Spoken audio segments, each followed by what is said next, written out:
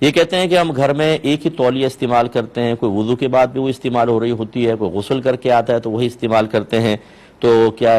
صحیح ہے یا نہیں؟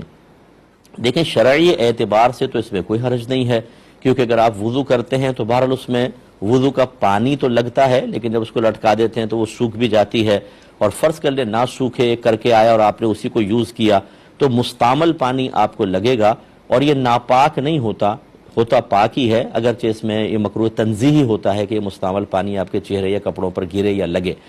اور اسی طرح غسل بھی اگر کوئی کرے گا، چاہے غسل جنابت ہی اس نے کیا ہو، اس پہ بھی جو پانی لگ کر گرتا ہے وہ ناپاک نہیں ہوتا، مستعمل ہوتا ہے۔ اور مستعمل کا مطلب یہ ہے کہ اس سے وضو یا غسل آپ نے کیا ہو، جس کو ہم نجاست حکمیہ کہتے ہیں، یا ثواب کی نیت سے اس کو استعمال کیا، یا میت کو جب ہم غسل دیتے ہیں جو پانی گرتا ہے اس کو مستعمل کہتے ہیں، تو لہٰذا وہ پانی ناپاک نہیں ہوتا، لیکن اس کو جسم سے لگنا نہیں چاہیے۔ تو اس لیے اگر تولیہ کو یوز کرتا بھی ہے تو اسے چاہیے دھوپ میں ڈال دے تاکہ خشک ہو جائے۔ یہ تو ہے شرعی مسئلہ۔ باقی جو طبی نقطۂ نگاہ سے ہے وہ یہ کہا جاتا ہے کہ ایک دوسرے کے اس طرح کے ٹاول کو یوز نہ کریں، کہ بعض اوقات اسکن جو ہوتی ہے کھال سینسیٹیو ہوتی ہے، حساس قسم کی ہوتی ہے، اور ہر ایک استعمال کر رہا ہوتا ہے، تو یہ اور جہاں گندے قسم کے لوگ ہوں معذرت کے ساتھ کہ ٹاول صاف کرتے کرتے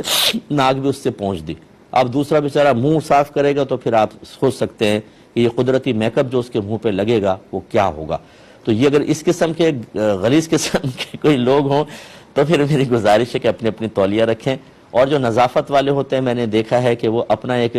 رومال تولیہ والا یا اپنی تولیہ علیحدہ رکھتے ہیں، وہ کہتے ہیں میں وہ لے کے جاتے ہیں اور واپس لا کے رکھ دیتے ہیں اور منع کرتے ہیں کہ میری تولیہ استعمال نہ کی جائے۔ لیکن بہرحال میں نے آپ کو بتا دیا کہ اگر گھر والے سب ایک ہی تولیہ یوز کرتے ہیں تو شرعاً یہ ناجائز نہیں ہے، طبی نقطۂ نگاہ سے یا نظافت کے اعتبار سے خیال کر لیا جائے۔